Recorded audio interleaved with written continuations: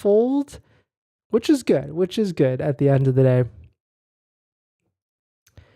In this next topic, Toyota seems to be getting pretty serious, or doubling down, tripling down, or quadrupling down on battery electric vehicles. They just announced global annual production to target 1.5 million battery electric vehicles by 2026, which, I mean, at this point, Tesla is supposed to slated to, or their target is to sell 1.8 million vehicles just this year. So that's a lot of vehicles that Toyota is about to throw into the fold. So we're going to take a look at it. But if you're just joining in, my name is Dennis. I love talking about Tesla hacking, as I like to call it, but basically just getting the best deal on Tesla at the best financing rate. So definitely hit that subscribe if you're interested. So let us take a look at this. Shout out to Inside EVs. Here's the headline. Toyota is getting serious about BEVs. Announced global annual production target of 1.5 million battery electric cars by 2026. So here's the ad right here. Look at this car right here. This vehicle looks pretty nice. I mean, I like wagons. It seems to be, this is a tease of a Lexus fastback wagon.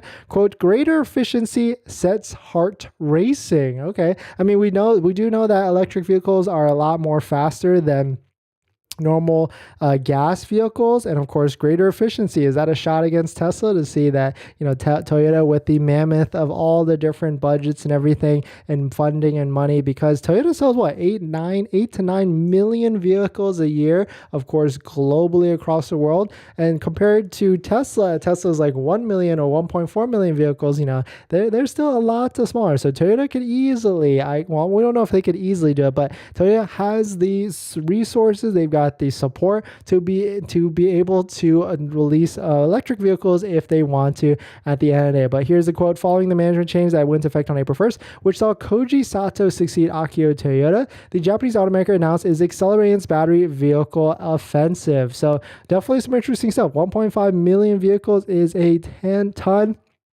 of vehicles, and Toyota can do it probably with Lexus and Toyota. I mean, I would love to see some strong applications coming out of the Lexus and Toyota line. I've driven the BZ, you know, it's not my cup of tea, I would say. I've driven the Lexus RZ, which is both of those are like the Model Y competitor, and I was actually very pleasantly surprised about the Lexus RZ. The RZ was very comfortable. It was actually like felt like a Lexus. Well, I don't know about you guys, like my biggest gripe with Teslas, especially the Model 3 and the Model Y, is the suspension isn't necessarily the best. It's a little rough for me, but getting into the Lexus RZ, it actually felt comfortable across the board than some of the other Tesla suspensions. But I feel like all electric vehicles are unfortunately not the best when it comes to the ride quality. I sat in an Ioniq 5 the other day. It wasn't the best either. And just across the board, I mean, I feel like I've driven a BMW. Yeah, I have driven a BMW iX, and